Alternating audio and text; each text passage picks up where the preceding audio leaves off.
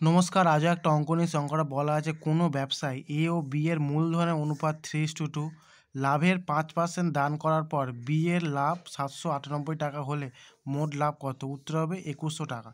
এখানে এ আর বি অনুপাত 3:5, তার আমরা ধরে নিয়েছি যে এই অনুপাত হিসেবে আমরা মূলধন ধরে নিয়েছি, মানে মোট মূলধন ধরে নিয়েছি। যদি 3 টাকা 2 টাকা হয় তাহলে মোট মূলধন হবে 3, তাহলে মোট মূলধন হবে 3:2 মানে 5, মোট মূলধন 5 এই অনুপাতের অনুসারে।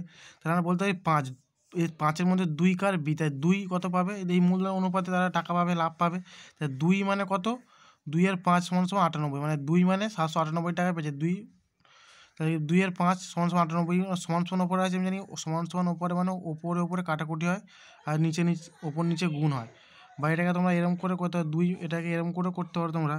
এই 2 মানে যদি 798 হয়, তাহলে 1 মানে কত? 798/2, তাহলে 5 মানে কত? গুণ 5। এইটাই হবে, সেটা এখানে এপারে শর্টকাটে করে ডাইরেক্ট করা আছে। এদের কাটাকুটি করে কী হবে? 2 একে 2, 3 দুগুণে 6, 6 19, 9 দুগুণে 18, ফের 9 দুগুণে 18, এখানেও সেম হবে 3 9 9। এই ওপর এই 5 আর এটা গুণ হবে, তাহলে 5 আর এই 399 গুণ হলে কত হবে? 1995। 1995, এই 1995 মানে 5% দান করার পর কিন্তু 1995 টাকাটা এসছে। তাহলে 5% দান করেছে, 5% মানে 100 থেকে 5 বিয়োগ করে দেবো, তাহলে বলতে হয় যে 5% দান হয়ে গেছে, মানে কত পার্সেন্ট পড়ে আছে? 95%। তাহলে 95% মানে 1995, তাহলে 1% মানে কত? 1995/95। তাহলে 100% কত? মানে 1995/95 ইন্টু 100। তাহলে যদি 5 দিয়ে কাটি 5 19 95, আর এটা 5 কুড়ি 100। তাহলে 19 দিয়ে কাটলে 19 একে 19, হাতে একটা শূন্য নামবে, 9 এর 5, তাহলে কত হবে? 105 গুণ 20 করলে কত হয়? 2100।